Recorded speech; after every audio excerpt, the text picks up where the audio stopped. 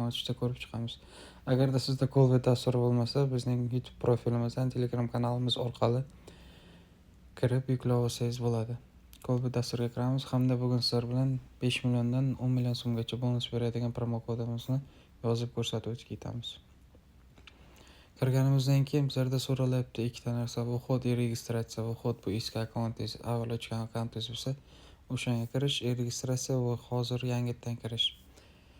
Bizlar registratsiyani bosamiz. Boya aytganimdek, 5 milliondan 10 million so'mgacha bonus beradigan promo kodimizni tez tasdiqlab kirish uchun bizlar bu yerda 3 bosqichdan podna klikini bosamiz.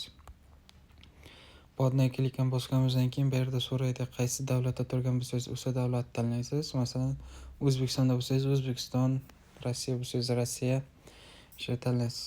Izlasangiz chiqadi. Men yerdan O'zbekiston deb yozasiz. Mana O'zbekiston o'zi chiqdi. Mana valyutasi ham O'zbekiston va so'mga o'tadi.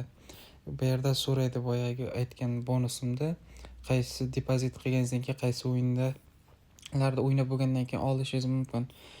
Bu yerda xohlasangiz sport o'yinlari, xohlasangiz kazino o'yinlari, masalan kazino o'yinlariga qo'yamiz. Boya aytgan promo kodim F701 promo kodi bo'ladi. Xuddi shunday.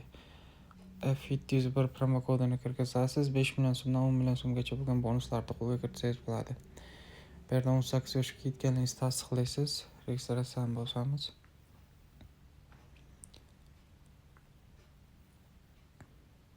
Bu yerda sizni tekshiradi.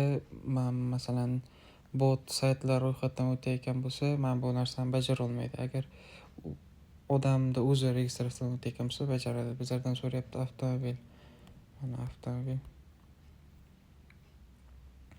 qabul qilindi va bizlarga mana akkaunt ochildi.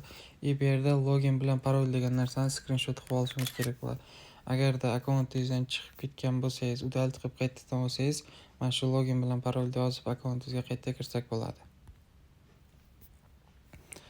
Mana ko'rib turibsizlar, bizlarga akkaunt ochildi. Bu yerda bizlarda birinchi qiladigan ishimiz, mana bu menyu o'tamiz va mana bu ID degan joyga bosamiz.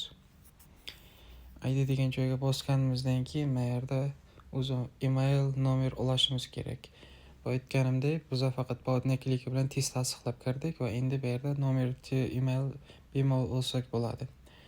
Bergan email degan joylarga o'zlaringizni Gmail pochtalaringizni qo'yasizlar, nomer degan joylarga o'zlaringiz nomerlaringizni ulasizlar. Bu yerda mana yerda ism, familiya, hamma narsalarni to'ldirib, qaysi shaharda, qayerdasiz hammasini yozib chiqishingiz kerak.